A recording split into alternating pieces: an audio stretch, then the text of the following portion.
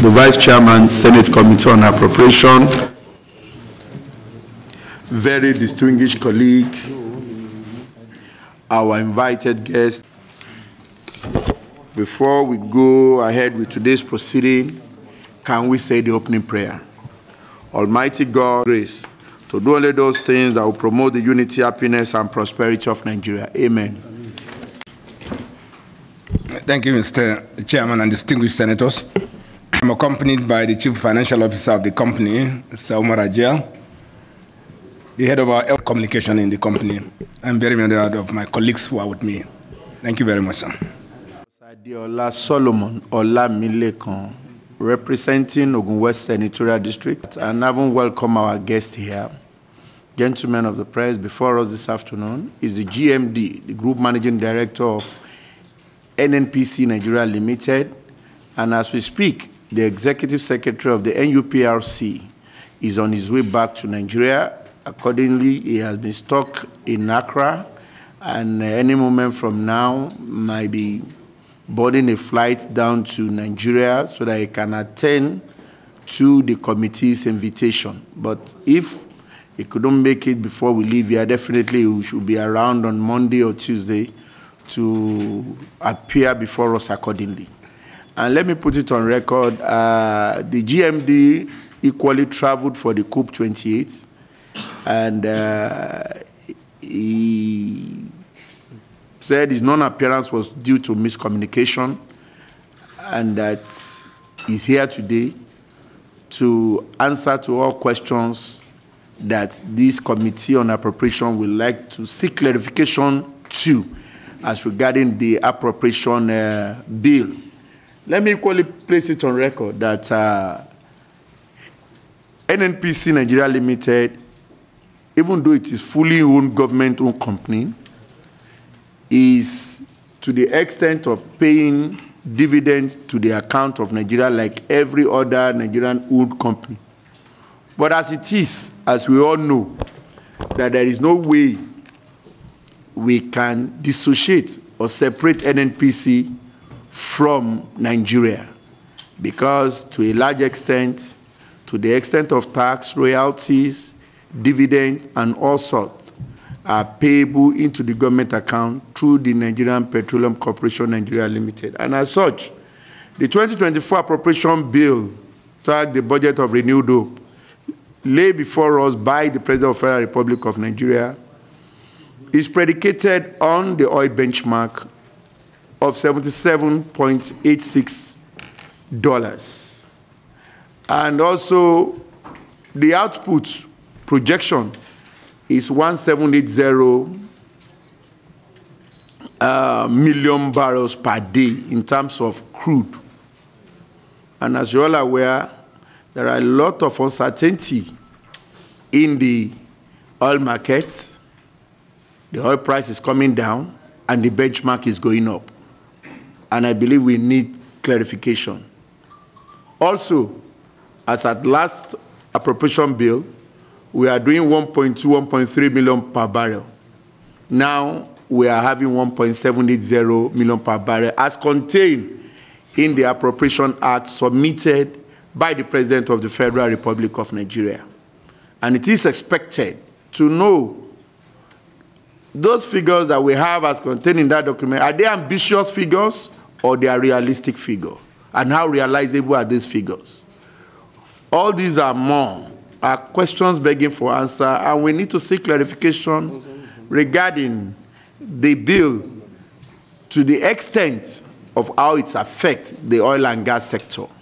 And that is why we have seek that the GMD of Nigerian NNPC Limited, and before now, it used to be NNPC.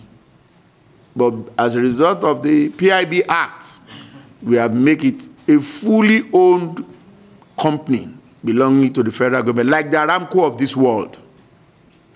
So, GMD, once again, you are welcome to the Senate of the Federal Republic of Nigeria.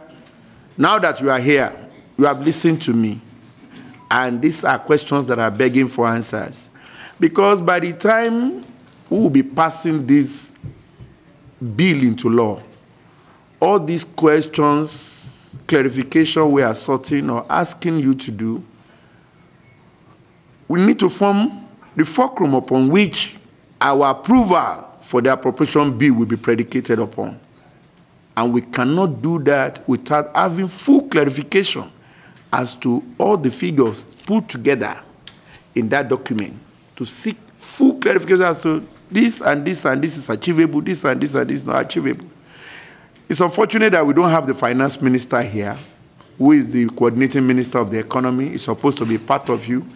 And the chairman FIRS, I was understandably informed that he's currently in Lagos, and the minister too is currently engaged. But we want to believe that whatever information you shared with us here today will be synchronized into whatever we have had before from the honorable minister. And if there is need for us to seek further clarification, we can jointly reinvite the GMD, the honorable minister, and the chairman FIRS for further clarification. But for now, for the last meeting which we called and you are not around, these are some of the questions we want to seek clarification alongside with the NUPRC, because we know that it's in charge of the upstream sector and is on his way here. But definitely I can assure you, once he arrives and he appears before us, whatever you will be telling us here today, being the former managing director of NNPC and beyond, we will look at it together, put it together, and at the end of the day, come up with a joint report to show that, yes, the 2024 appropriation bill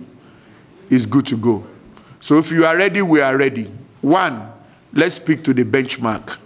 We have a benchmark of $82 per barrel as at now in the oil markets, and the benchmark as contained in the document presented to us by the President of the Federal Republic of Nigeria, Asiwaju Bola Ahmed Tinubu, is $77.96 per barrel. Secondly, the output projection is 1.780 millions per day, compared to what we had in 2023. Where are we? The two main issues that concerns you, how achievable are they? And what is your take as the Group Managing Director of NNPC concerning these two main issues?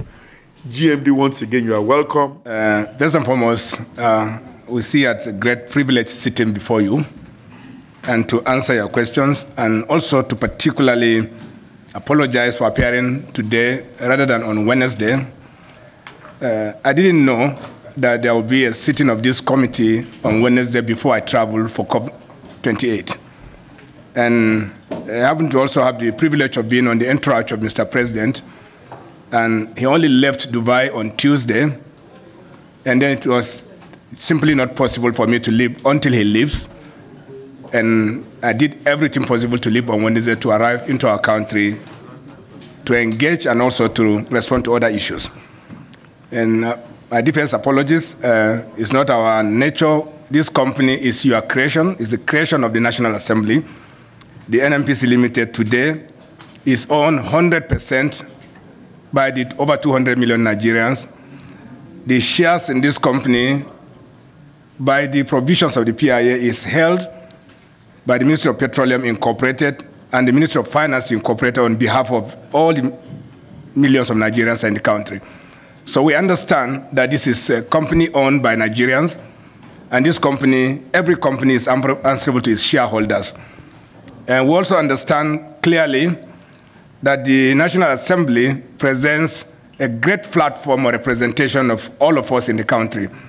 And therefore, any invitation by the National Assembly, we see it as privilege and a matter of responsibility. As a matter of fact, we see ourselves sitting before the representatives of the shareholders of this company. We understand this very, very clearly. And we meant no disrespect of any sort for not appearing on Wednesday, and we apologize sincerely. Secondly, we understand the significance of our business to the overall well-being of our country. As we go into a prosperous 2024, there's simply no way we can discount what happens in the oil and gas industry. because not just about direct revenues coming from the NNPC into the Federation account, that even some non-oil revenues that you will see flagged are dependent on the successful operations of the oil and gas industry. And they have very clear relationship. Many businesses depend on our ability to be productive, our ability to supply gas into the market, so the factories and industries that rely on us for their power or even for their feedstock are able to operate. So we know that this industry is very important. Every estimate that you have before you have some level of linkage with our business, including agriculture. So we know this is important. Therefore, oil production indicates efficiency and productivity in our industry, oil and gas production. And also, the market is what it is. We do not have any control over the market.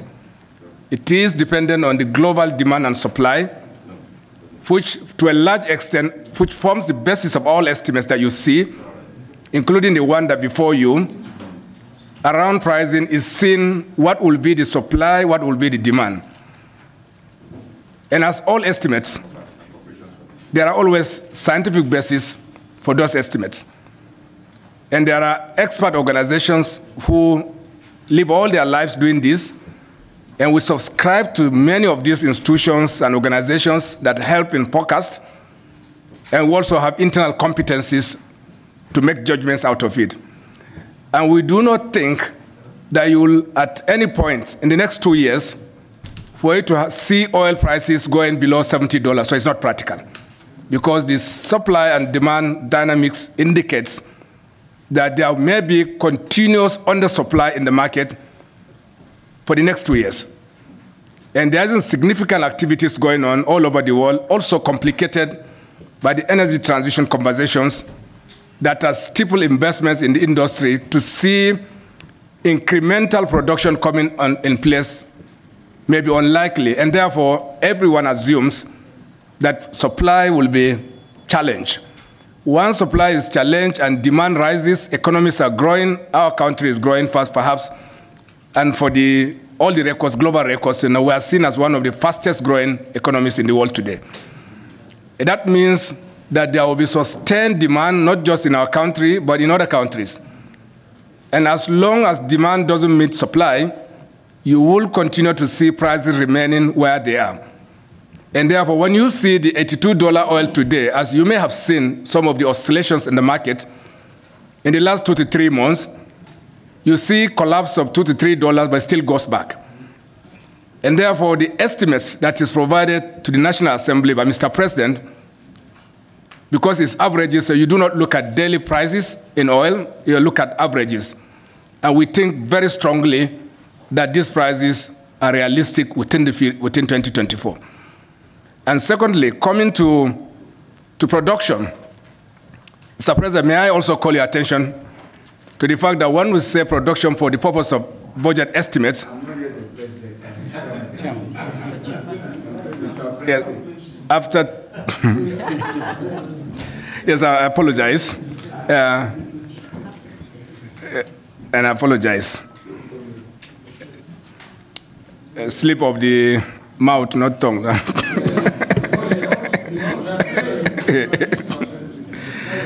Yes, Mr. Chairman, I apologize. When we say production, we actually mean total production of both oil and condensates. Condensate, in our case, in today's market, and I'm happy I'm seeing a number of subject matters experts, even on the seat here, who are very familiar with pricing, that what we sell as condensate today in our country, but actually in very many instances are priced even higher than the crude oil, some of the grades of the crude oil. So we combine both crude oil and condensate production as the total national production. Now, would the 1.78 estimated for 2024 come to pass? Yes, we strongly believe this, that it is realistic. And we understand the OPEC curtailments. But Mr. Chairman, the OPEC curtailments is on crude oil only. It does not include condensate. And today, we make average of over 250,000 to 300,000 barrels of condensate in addition to the crude oil that we are producing. Our most recent records have shown that we're able to meet the 1.5 million barrels of liquid crude production. And therefore, when you add 250 to 300, if we take a simple reduction of 20 on the 300, you can see clearly that 1.78 million barrels per day is realizable, but not without conditions, sir. He wants you to repeat. What portion, sir? When you said condensates. Yes, sir. Okay, I understand. Yeah. Yes. Currently, what is deemed condensate in our production ranges between 250,000 to 300,000 barrels per day. So it oscillates. So I'm giving you a range. So some days it can be at 300, but sometimes it can also go down to 250. That is why it depends on certain conditions. And these conditions are very clear. We do have a huge security challenge in the Niger Delta. And I'm happy to also to say that by July 2022, our total crude oil and condensate went down below 1 million barrels. It was a difficult position for our country. And a number of interventions were initiated, leading to recovery of substantial production and allowing us to say that in the last few months, we are able to reach crude oil production only of up to 1.5 million barrels per day. This perhaps, you can say, is conservative. But what we also know, Mr. Chairman, is that there's sustained intervention by Mr. President. There's a review of the structure of security intervention in the Niger Delta today. There's a new approach to containment. And this is already paying off. We are seeing substantial curtailment of the acts of vandals and oil thieves. And we know that this is crystallizing further, and that in 2024, we will have clearly a better operational environment in the Niger Delta than we have today in 2023. That is why we are confident that at the very least, and with since a number of critical production that may come up next year, the combination of this will mean that the estimate presented by Mr. President is realizable within the context of what we see today. Now, can it even be better? It is possible. But our expectation is that we will be able to meet these numbers. Thank you very much, Mr. Chairman. By the way, I would just also like to use this privilege to add that the NNPC Limited today, by your creation, is expected to pay taxes, royalties, as any other private company in the company, like Shell or Chevron or any of these companies, and that's what we are doing.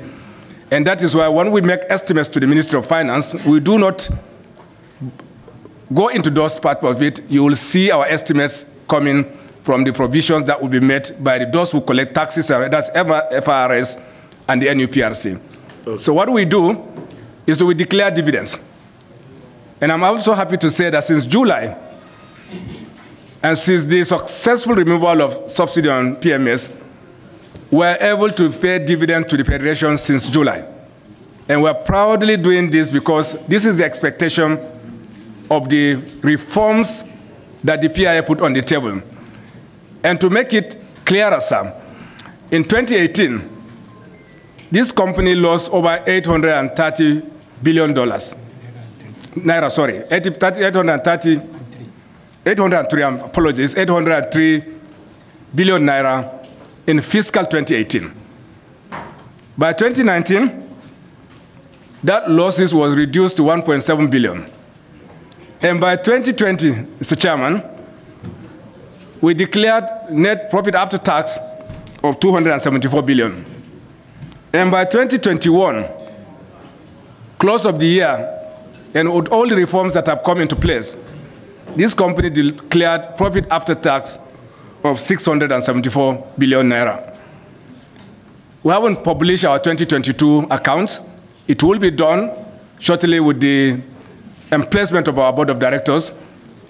And I can also confidently tell you that we will not just double that, we will exceed doubling the 2021 figures. Wow. And this is what reform brings. And this is what excising the NMPC and making it a commercial venture does for all of us. Today, we do not owe money to our partners. We are meeting all our cash call obligations. Despite this, we are also returning all the values that is expected from this company. Okay. And therefore, in 2024, Mr. Chairman, those estimates, including those that are coming from our dividend contributions, are real because the volumes will be realized, and we do not see prices not being realized at the level that is presented. Thank you very much, Mr. Chairman. Thank you very much, the GMD. So the first one, when you were talking about the reasonableness of the production, the ability to meet the production expectations of 2024, can you confirm that this production proposal is it net of all forms of charge-offs, i.e. other pre-sold arrangement that you probably will have leveraged? And I'm sure you understand what I mean. I need that clarification, one. Two, when you also mentioned, you also talked about the condensates, and you are saying that, my impression is that the condensate, forms part of the production. So the question will be, are the pricing the same as the crude itself? So it will also be very useful for, to reconfirm the estimate. Yes, that to the extent that the NMPC, through Agbami, has started supplying crude to the Dangote refinery. Now, will this have any impact on your production capacity? Thank you very much, Mr. Chairman. My question is just a simple and ordinary questions that many Nigerians ask. Mr. President, after his inauguration, boldly removed the fuel subsidy. It was a necessary and bold decision. After a month of that, we are told that over 1 trillion was saved from that. Nigerians, and even myself, is now asking, is about 5 months into, or 4 months into the removal of subsidy. The question now is, where is the money? Ordinarily, that's what Nigerians ask. And secondly, to expatiate so that Nigerians will understand, everybody supported the bold decision of Mr. President to remove the subsidy. What is going to be the benefit to Nigerians for taking this action? And now Nigerians are looking solely up to NMPC for the business, or to lead the business of petroleum products supply to them. The first question I would love to ask, the OPEC production limitation, does it have to do with also the conditions? That is the first question. Then the second question, sir. You delved into the saving you are making from the bold step of Mr. President to remove the fuel subsidy. What is NMPC doing to sustain that bold step? Recently, we set up a committee on this issue of term maintenance, which has become a daily pipe for Nigerian economy. After that committee was set up, we heard from different refineries that Port Harcourt element will start production in March. Warri will start in February. Kaduna will start in maybe April. Are these reports true or just an attempt to fool Nigerians? Thank you. My chairman, my understanding is that NNPC is a private concern now. It's not just a private concern. It's a very big company. And this NNPC has a lot of peer group internationally. Peer group that are sustaining the economy of their domain. Peer group that are making fantastic returns to their economy. Example is the Brazilian one and the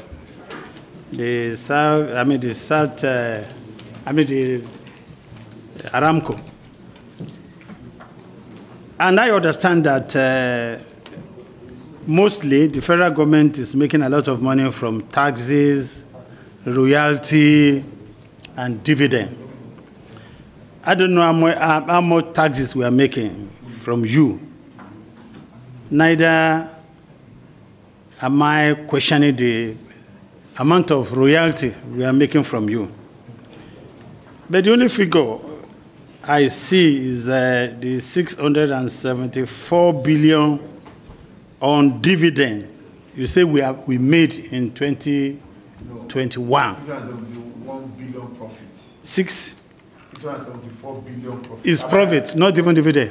GMV. Is it profit or dividend? So what it means that we are going to make less for dividend. My concern is that when you look at this figure, 674 is barely $500 million for a company we all depend on.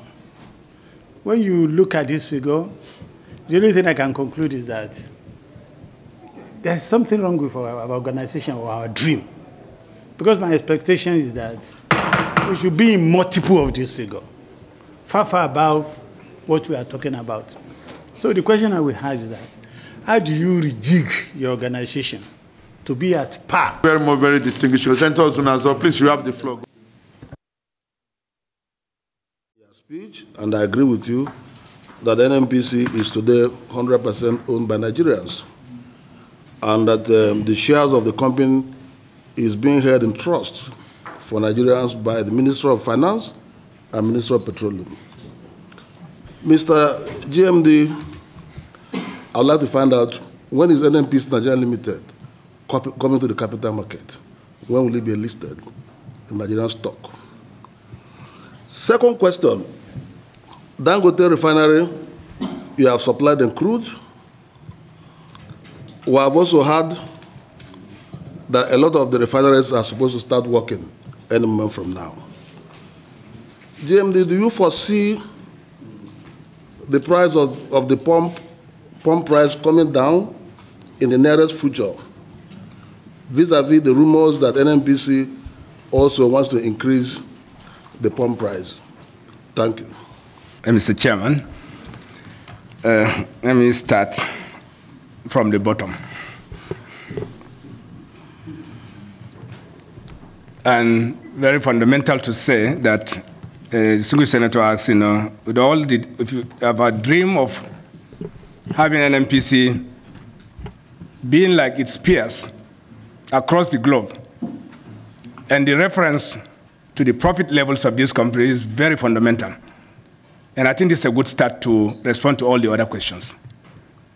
Mr. Chairman, you have to start dreaming before you can get result of the dreams. Mr. Chairman, you are aware that reforms in the oil and gas sector started in the year 2000. It wasn't delivered until 2021, 21 years after start. Petrol and Aramco we are in the situation we were in 2021, perhaps longer than 16 to 17 years. We did not have a national oil company that is a commercially driven company. It was the bold decision of this National Assembly that created the NNPC Limited, which I also referred you to the fact that in 2018, when we were a corporation, we lost 803 billion naira.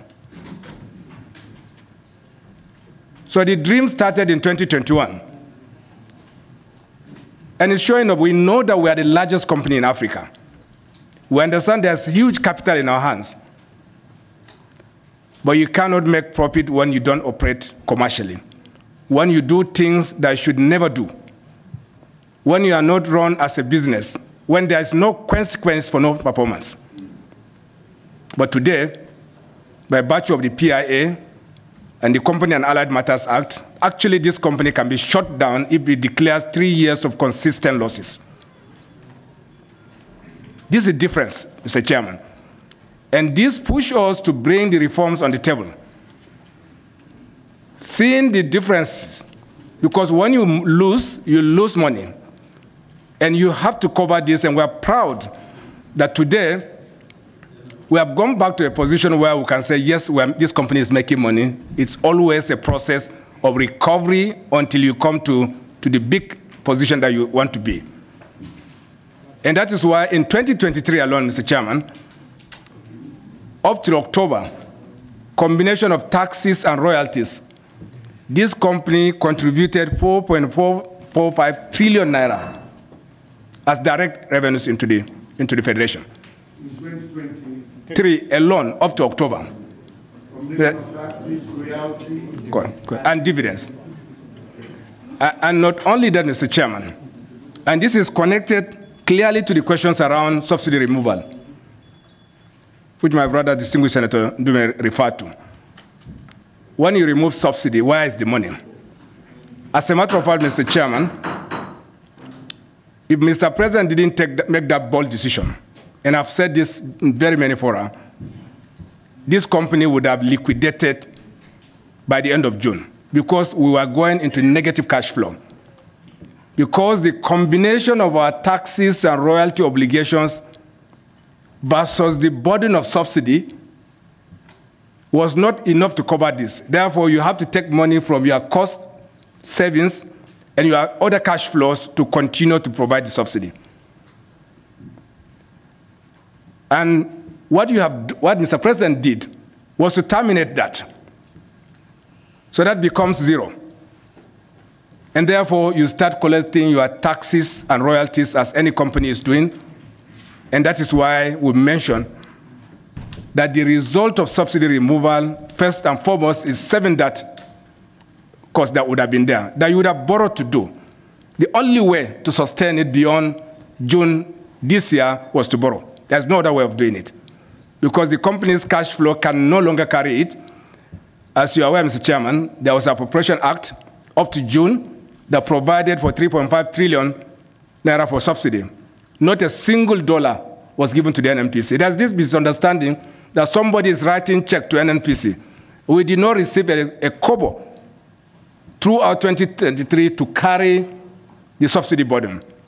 The same thing was true in 2022. Yes, you can make budgets, you can make provisions, but you must provide cash backing, and that was not there in 2022, and it was not provided in 2023.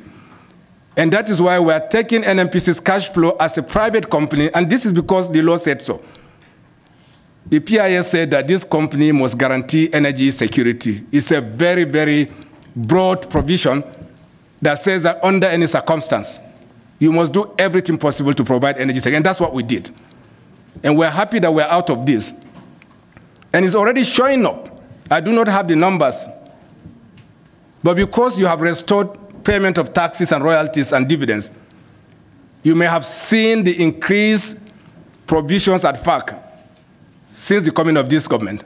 I'm sure you recall this, Mr. Chairman. And that is why the boldness to make the provisions for 2024, the estimates for 2024 are born out of the fact that there are some costs as you may know, Mr. Chairman, in some months, the subsidy values were crossing 500 billion in a month. It was not sustainable. We can't pay for it. And of course, many things come with it. And we have said it over and over, there are two things you can't control. Once you sell your product below market, you will have issues. There will be a lot of bypasses, all manners of wrongdoings, which you cannot control anywhere you have an arbitrage environment. And that is why when the subsidy was removed, evacuation and not consumption, I'm not sure we have credible data for national consumption. I keep saying this over and over. We do not have credible data for petroleum PMS consumption in the country because we do not have the infrastructure to get this. But we know every liter of fuel that leaves leave depots. And before June 1st, we are doing up to 66.7 million liters of evacuation.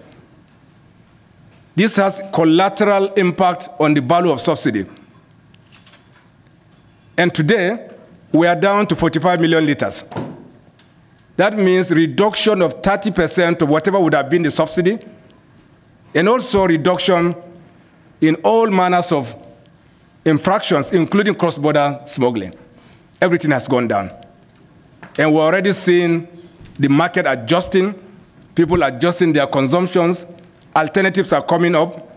Government is bringing up bold processes of ensuring that cheaper cooking fuel is provided, CNG, automobile fuel, and all this would not have happened if the subsidy is removed. So this is a collateral value that it has created. Does it come with pains? Yes, I agree completely. Once prices go up, it does create issues, including potential impact on inflation. But as we have also seen from current data, this went up, but it's also coming down. And therefore, there is substantial value in the removal of subsidy. So coming back to the OPEC quota, sir. OPEC quota for Nigeria is for crude only of 1.5 million barrels per day. It does not include the condensates.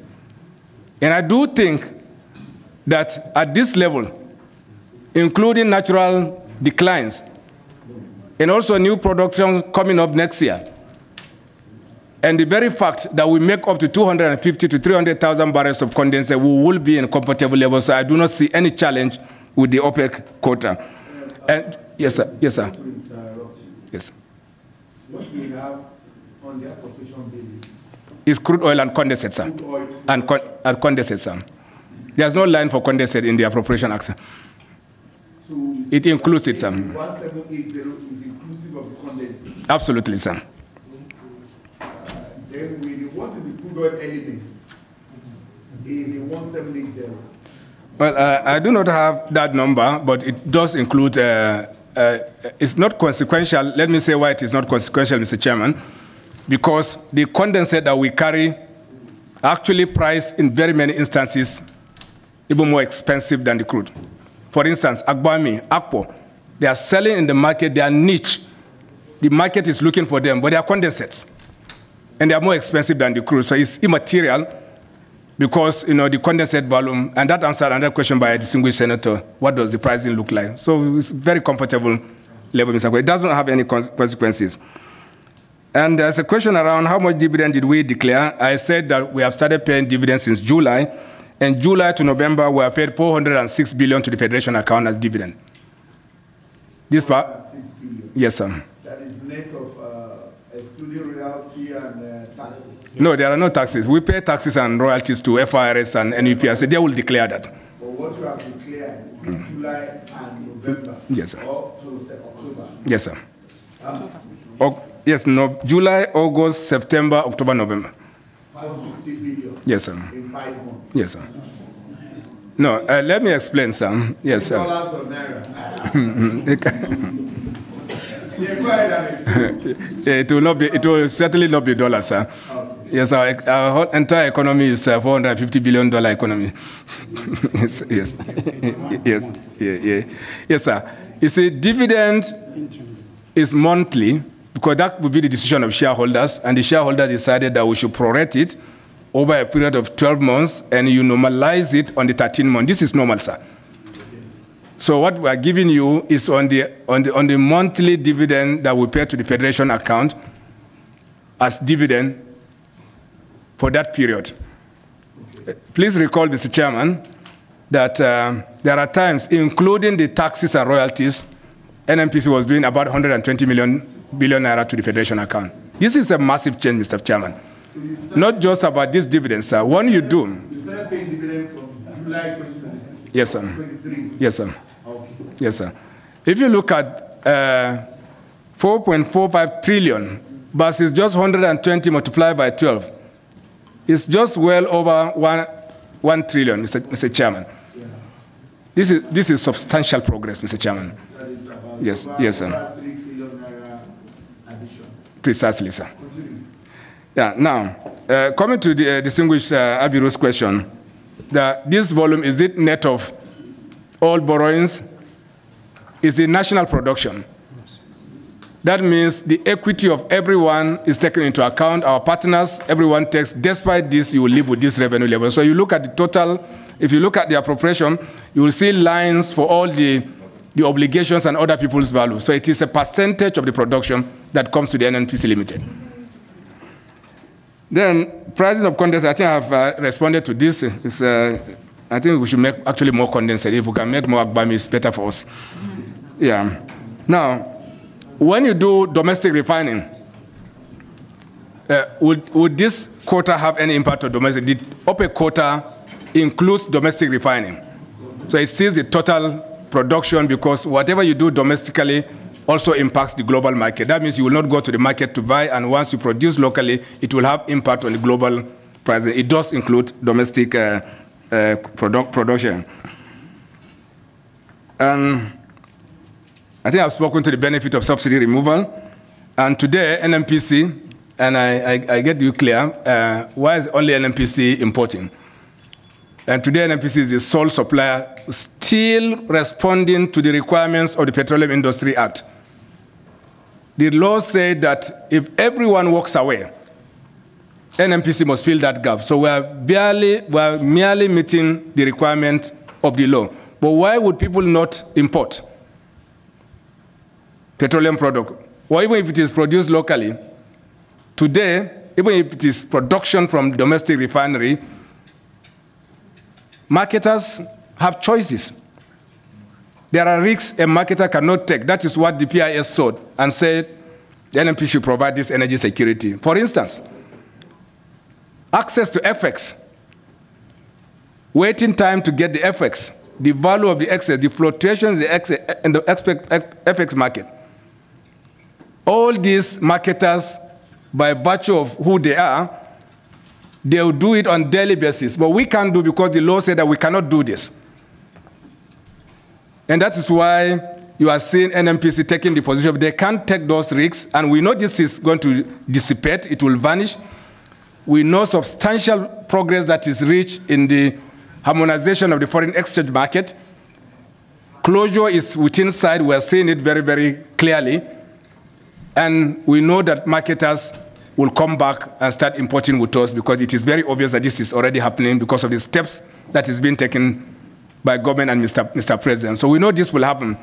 And at the very onset, a number of companies did import petroleum product, but they cannot manage the oscillation. And whenever you have foreign exchange market stabilization, it is not common to Nigeria. In every country where you have such reforms around FX, you will have oscillations, and government must manage those oscillations until stability comes, and we're already seeing this stability within sight. So that's why we are there. And we are doing everything possible to get everyone else back on the table. What's NNPC doing due to subsidy? Today we charge no subsidy, and I repeat this, we charge no subsidy to the Federation. So it is still correct and clear that there's no burden on the Federation with respect to, so we're not making any claims on the Federation. We are still selling at the market and recovering our costs, but we have the economy of scale advantage that allows us to lose in one cargo and gain on the other, but overall, we don't lose money. And that is why there's really no subsidy in place. And questions around refinery startup. I know it's a very painful conversation. And we are not in the business of deceiving anyone or even the Federation or Nigerians, the shareholders of this company. We are very clear that we are restoring our refineries. We are completing the rehabilitation of phase 1 of the Port Harcourt refinery. It will start in December. In the first quarter, Warri refinery will start. We never said we will start Kaduna in the first quarter. We didn't say it. What we said is that by the end of 2024, Kaduna refinery will start. This is the promise that we made. We did not say any other thing different. And when will NNPC be listed in the capital markets? For you to go to the capital market, you must be ready for the capital market. Every investor will look for return on investment and capital. And that is why you can't lose 803 billion and ask anyone to buy stake in your company. And that's why that trend has changed. And the market will see this. The law has provided that this company can be listed. The interest of this company can be listed after 24 months from the incorporation of the company. We're already approaching that phase, and this will be now the decision of shareholders to take a date. But what we are doing as management, as company, including the board of directors, is to prepare it for IPO. It means this company is becoming profitable.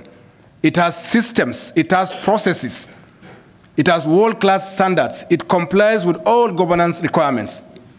Global standards, perhaps, and we probably say this, distinguished chairman, that we are the most automated enterprise in this company, in this country. And that means you have visibility of everything we are doing. Shareholders can see what we do. Our books are open, and perhaps you also may recall that we started publishing our audited financial statements of accounts, including your 2021 financial statement accounts. And we'll continue to do this. These are some of the requirements of being listed. And we know that if we go to the market today, people will buy our shares because they can see the progress, they can see the asset that we are holding. Perhaps the largest company in Africa, over $60 billion of assets in our hands, and potentially one of the fastest growing companies in our business, and people will see this benefit, and we don't see any danger. But putting a debt, I cannot tell you now, it will be decision of shareholders. And question around any potential drop in pump price of petroleum once the refineries start working. I know it's difficult to say, but refineries are not created to reduce price. And let me say this very boldly, that the 70%, Mr. Chairman, 70% of feedstock makes 70% of the operational cost of every refinery anywhere in the world. And you are paying for this crude in foreign exchange. Once you do, every country, the first necessity for creating a refinery in our country, Japan has multiples of refineries. It's not an oil-producing country. The first thing it does is gives you energy security. Today, if you have any imbalances, like war, that it can happen, not in this country, and it will not happen, inshallah. Like what happened in Ukraine. It takes you 14 days to ship product from Rotterdam into our country. But once you have the refinery locally... James, sorry to ask you. You say refineries are not created to reduce pump price. The first intention, what I'm trying to say, sir. Okay. Let me clarify, sir. Okay. When you are establishing a refinery in a country, your first objective is energy security. Mr. Chairman. Yeah, I'm with you. Yes, what I meant is that your first priority is creating energy security. Yeah. And because it is close to you, cheaper labor, cheaper transportation costs can impact the pricing of petroleum products. But many of these elements are also determined by local circumstances and conditions, which is difficult to put numbers on until you start producing. So it is possible that you can have reduction in prices once you start producing locally. But what I meant is that that's not the key objective. Our happiness is that we will produce product, we will sell it at market, we will not lose money, and this refinery will pay for itself. That's the point I'm trying to make about refineries are. But I think it's very important for an oil-producing country to be self-sufficient domestically so that you have access to local products and that you have energy security in our country. And we know that with other small initiatives that others are doing in partnership with us, and the restoration of our refineries and the coming on stream of the Dangote refinery, we know that in 2024, this country will become a net exporter of petroleum products. And that is the meaning of energy security. And this is one thing that we must achieve as a country. Thank you very much, Mr. Chairman. Thank you. No, it's not my own. Mine is automatic. The 30% contribution of Delta State to the Federation account in terms of oil production. And we've made some benchmarks for this budget in terms of production. And you've also mentioned that you put in place sustained intervention, sustained containment, and sustained security institutions to make sure that the combined effect of oil theft, people who are coming to that area to steal the crude oil, and in turn blackmail the Niger Delta people as if they were the ones who are stealing the crude. Then vandalizing the pipelines as if we are the people who are doing it. Now, there are two questions I want to ask. What is your long term? Because whatever you put in place right now, I consider it as the short-term measures to increase oil production. What is your long-term plans to ensure that whatever oil that is gotten from that area is available for the federal government? Okay. Number two,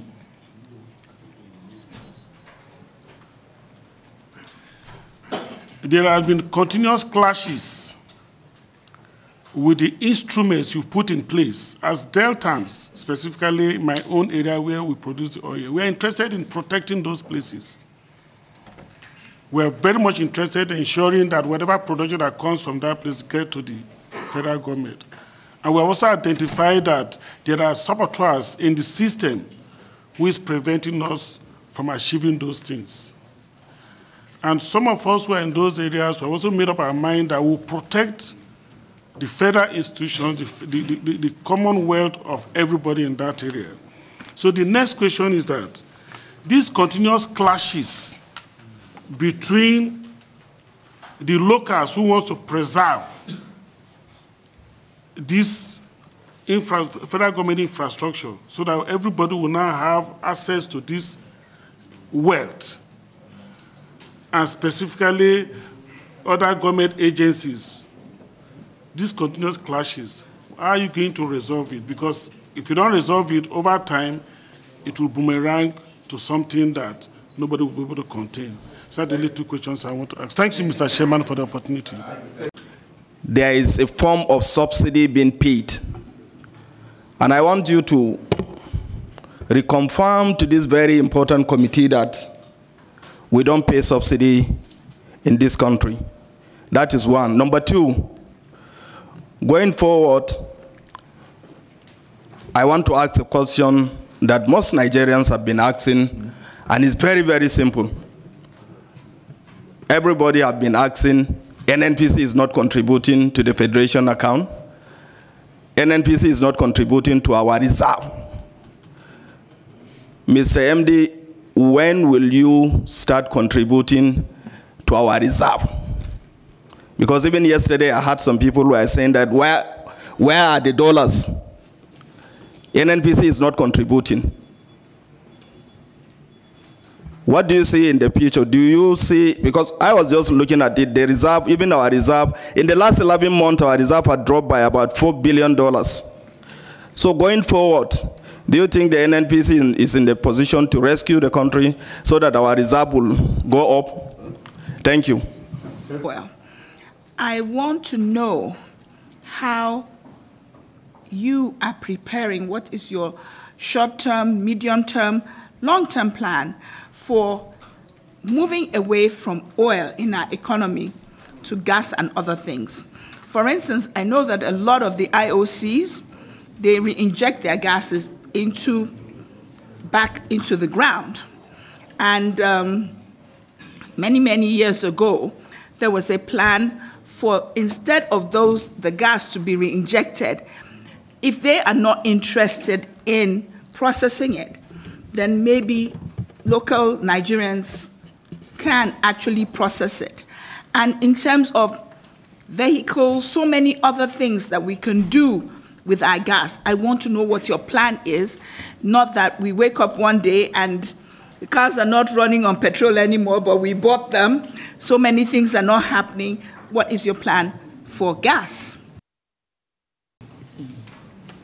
We've been inundated with questions on this, your proposed Project Tango, which you have opened an account with Wema Bank and Polaris Bank to run. The Senate will want to be enlightened on this issue of Project Tango so that we can talk to our citizens. As senators, we cannot be ignorant about this kind of a thing. So the Project Tango is intended to intervene in foreign exchange, and we don't really have details on it, to the extent that NNPC has opened 2 accounts in Wema Bank and Polaris Bank to run it. You are welcome.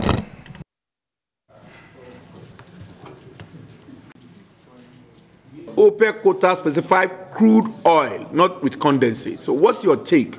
Let's assume we decided to close it from 1780 to 1.8 million barrels. What is your take? That is one. Number 2, there is these particular agencies of the government that have over the years been writing reports on oil and gas sector, putting before us some data, figures that are mind-boggling, that calls for questioning and putting up on red alert as to why we should continue to investigate this sector. And I want to have your take. What is your take on the NAITI reports? Is NAITI doing their best in no ramification to stem the tides of these incessant challenges that is confronting us in the oil and gas business? And lastly, what is your position on the issue of tax credits scheme? I so submit. I think I can combine the question by single. Before you go ahead, Senator Ndume's question have not been answered, and he wants you to answer his question. So you check his question with border on subsidy removal, and how effective have we put it into use, and the benefit thereon going to the future. That's his question. And the volume. So please, thank you. Okay. Thank you very much, Mr. Chairman. I will combine the questions from distinguished Senator Thomas and Benson. They speak to each other. And also be frank with you, Mr. Chairman. The situation we have in the Niger Delta in terms of security is a calamity. And I'm happy he spoke his mind, so let me also speak my mind. You don't have this situation anywhere else in the world. And I have the misfortune of sitting in very many fora where we are asked exactly what are you doing in your country, Mr. President, to engage non-state actors to protect critical access as the last resort for a solution to a massive challenge. It's very abnormal, sir. It's completely abnormal. It shouldn't have been, it should have happened. Talk less of even involving communities in security of assets. It is abnormal also, Mr. President. Mr. Chairman, sorry. Mr. Chairman, I didn't, withdrawn. Mr. Chairman, it's an abnormal situation. And that's why we responded abnormally. Today, and I think I can just get this for you. There are, if I remember part of it, you have over 4,800 illegal connections on our pipeline.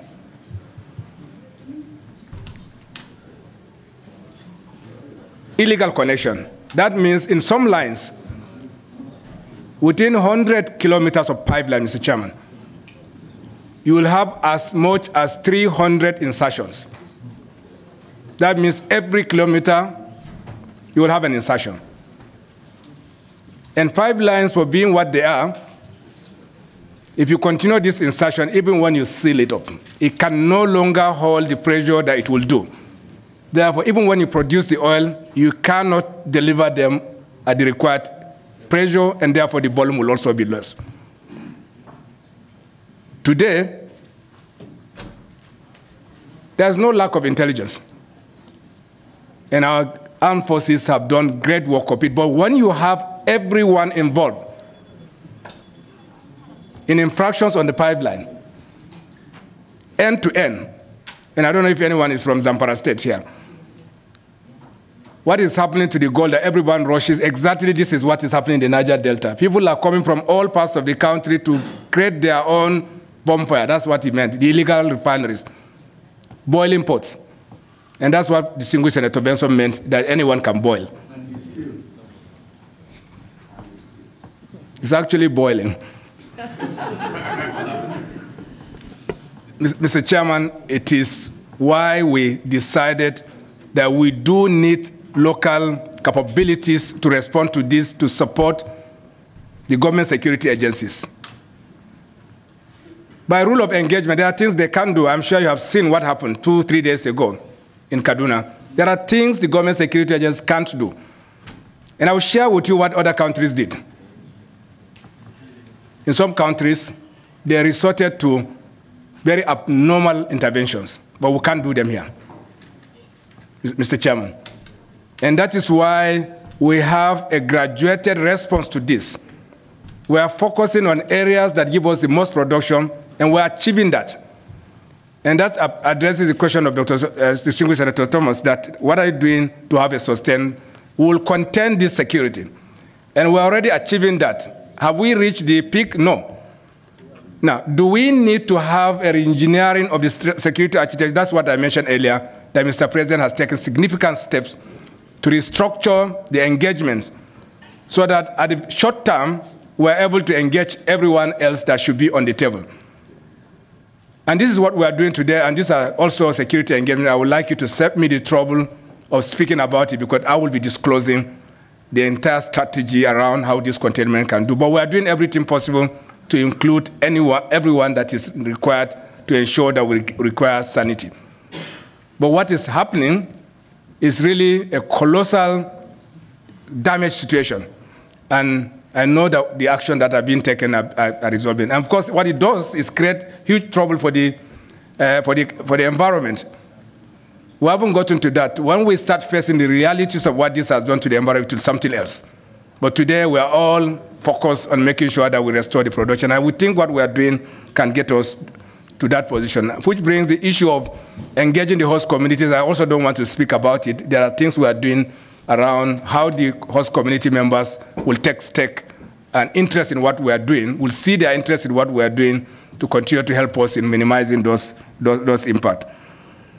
And then the question around if NNPC is contributing to national reserves. You have to make the money to contribute to reserve. And that is why the conversation around increasing crude oil production is very, very fundamental. When you produce oil, you pay for your cost. You can't avoid it. And when you import petroleum product, you also need FX to pay for it. And thirdly, as NNPC, we are required to pay our taxes and royalties as anyone, and therefore those build-up will come from those payments. And increasing the reserve is not just about NNPC.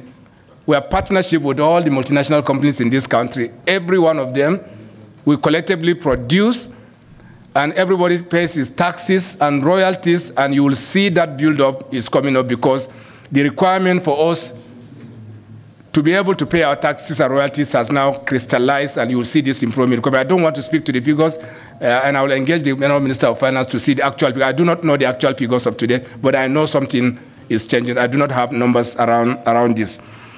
And issues around oil exploration in the frontier areas, plateau and others, by law, the Nigerian Upstream Petroleum Regulatory Commission is required to engage NNPC to conduct exploration activities in the frontier basin. We are doing it in all the frontier basins today, different activities, some seismic acquisitions, some aeromagnetic surveys, some drilling activities, but all ultimately to mature them to production. What we did in plateau is acquiring seismic data. And now you have to interpret your seismic data, see the targets that you know, and then you now start talking about going to drilling. It's really a technical process, and we're hopeful and we believe that we won't start this except there's a prospect. Then, distinguished Senator Gireti asked a question about what are we preparing as the world is transiting. And let me also share information with you. Even by 2050, there will be total oil demand of up to 100 million barrels per day of oil equivalent in the energy mix. So oil and gas will not vanish. So oil will be bought for different purposes. It will be converted for different chemicals and different materials, but production of oil and gas will continue, but in a very cleaner way. And the countries that will survive this are those who are able to produce cheap, efficiently, and quickly to the market. And our plan is to make sure that we become a player in that space so that our cost becomes low and people will buy from us. This is the plan. But in terms of the transition itself, we are focused on gas because we're actually a gas country and we're not an oil country. It's actually a gas country with associated oil. But we have historically focused on oil production because, producing gas takes longer time, taking it to the market, and also it has lower margin. And therefore, everybody is focused on oil that comes to the table quickly, and also it has bigger margin. And everything is changing now. Gas is the transition fuel. We are focused on creating the domestic gas infrastructure. We are already delivering them. And so that ultimately this economy will spark. Gas will be available to industries to power or for combustion.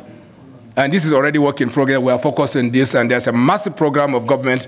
It's called the Decade of Gas Initiative, producing the gas, converting it, transporting it.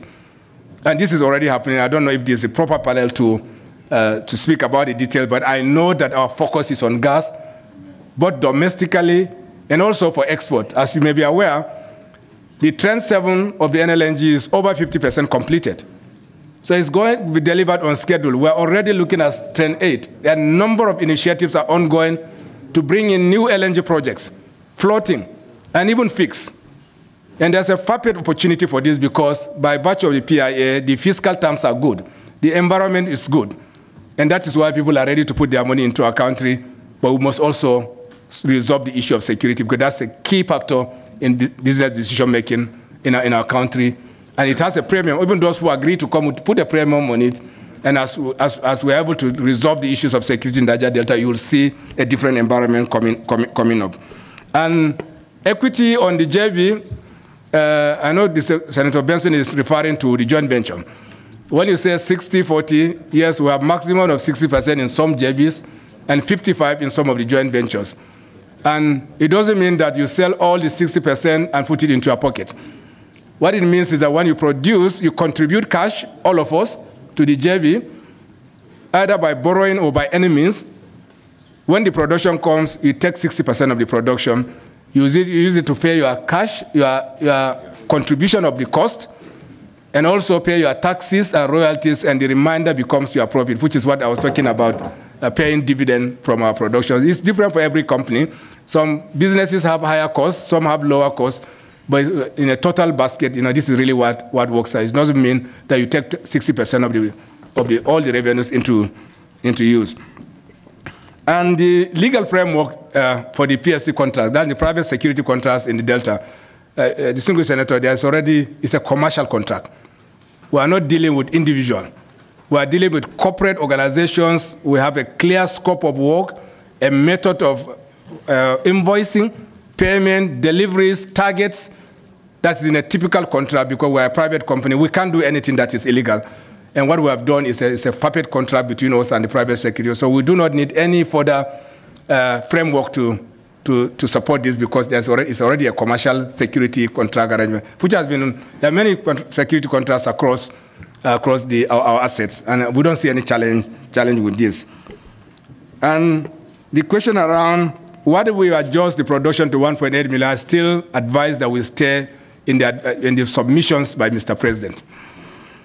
And coming back to 90 reports, and all the issues that we hear out. Do we still pay subsidy? Yes, I'll come back to it. I will not avoid any question. Yes. The ones I can't answer, I will say it. Yes. Yes, distinguished. EITI report or 90 reports. By law, 90 is required to submit their reports to the National Assembly. And they do. And you see a number of issues historically around NNPC took $11 billion, $13 billion. You know, you see all these figures in the media. And let me share this with you. You cannot have subsidy regime. You make appropriation as a country, you provided for subsidy 2022, 2023. You do not provide the cash. I'm running a business on your behalf, and you expect me to pay you all the money for the subsidy and still keep the subsidy. And this is really what it is. So when 90 reports come up, they will say NNPC did not remit taxes of X amount. That's correct. So if you don't know, why didn't you do it? Because the owners of the business who are supposed to refund you subsidy do not have the money to refund you the subsidy. And therefore, the reports, when they are viewed carefully, there is absolutely no obligation from NNPC. We held back nothing because you didn't pay your bill.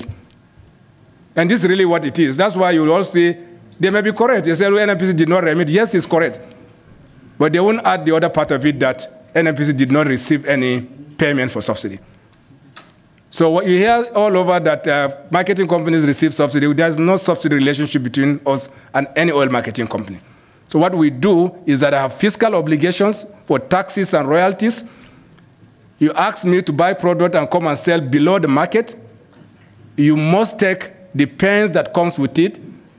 And if you can't write me a check, I have your money, I will keep it. That's really what happened. And that's the reporting part of it that doesn't come. I think it's very good to be brutally frank. And this is really, really what it is. So you can't, and I always use this example, you can't smoke cigarette and ask for the smoke. This is really what it is. And what's my position on the tax credit scheme? Mr. Chairman, the tax credit scheme was a child of necessity. As you know, our roads are hardly delivered. And there are road constructions, we're all from Nigeria, we all know, in all our communities. There are road projects that have lasted for 15 to 20 years, not delivered. And I can also tell you from experience, when I was recruited by NNPC in 1991, I know that there was a plan to have a dual carriageway from Benin to Kano. We know it is not there today. This is 33 years. And the key issue, and this is true of very many other roads, I don't want to mention them. For us, we have a responsibility to deliver product to all nooks and crannies of this country by requirement of the law. And sometimes, and I'm sure my brother, Distinguished Senator Ifeanyi will bail me out, that in some places in Niger State, trucks can stay for 1 week without crossing certain points. A truck will leave Lagos to Maiduguri, perhaps, you know, if you have good roads, within 24 hours, max 48 hours, you should be in Maiduguri. But sometimes trucks spend up to 10 days leaving Lagos to Maiduguri. And the key reason is the road condition of the road. We know that we cannot deliver our responsibility for energy security if we don't address the road question. And that's how NNPC saw the business opportunity to use the Executive Order 7 to provide funding for these roads so that at the end we'll deliver on our mandate for energy security and also would have contributed to providing infrastructure in our country. That's where we came in. Now, should this be continuously done? So as long as you do not have a clear plan of financing, it will be a good thing to get private entities like us to continue to fund road projects. Now, what I see today is a substantial development, and I'm not speaking for NFP, that's why I say how I see it, I'm talking personally. I'm seeing substantial progress in our ability to pay our bills. With the Appropriation Act 2024, which is a bill of 2024 before you, and the projections for revenue, I know that the plans appear very, very realistic, which means that when contractors go to site, they will not demobilize. And therefore, once we have clarity around ability to pay, you may not require the tax credit scheme. Now, back to the question around whether there is subsidy. I think I don't want to repeat myself. I said that we do not charge any subsidy to the Federation. And I will engage the Honorable Minister of Finance. I do Are not you know sure? yet. Honorable GMD, is that the true position? Is the other way of saying is, am I lying? No, I will not say you are lying. We are only trying to affirm and reconfirm. Thank you very much. That's what I meant. Okay. There is no charge to the Federation account of subsidy sums from the NMPC Limited. Correct. Now, Project Tango, I crave your indulgence, Chairman. I would like to take this offline. It is a commercial conversation. I would like to brief the distinguished Senate in private. Once you refine petroleum, you have all gamut of products, LPG, lubes, everything like kerosene, DPK, ATK. You sell all of them. So, distinguished Senator, we sell all of them. We will sell all of them. So nothing will be wasted. Thank you. We want to strongly believe that he has alluded to the fact that all statistics, all data presented by the President in the appropriation bill currently before the National Assembly are all achievable. With the production outputs, alluding to the fact that there are reasonable security in the Niger Delta that can guarantee the production output of 1780, which is inclusive of the crude and the condensate. He has also alluded to the fact that the benchmark as proposed by the executives is achievable. And also to all other sundry issues that have been raised by my colleagues, he has provided answers and justification to each and every one of the questions. On that note, the Group Managing Director of NNPC and his team, we want to thank you for coming and providing answers to questions that are bordering the Senate of Federal Republic of Nigeria, the Appropriation Committee, about or relating to the appropriation bill submitted before us by the President of the Federal Republic of Nigeria. We can reasonably say that, yes, we have an informed decision and position concerning that particular document as it affects our revenue relating to the oil and gas sector. We want to thank you for coming, spending quality time with us. You can leave us for now. Good afternoon.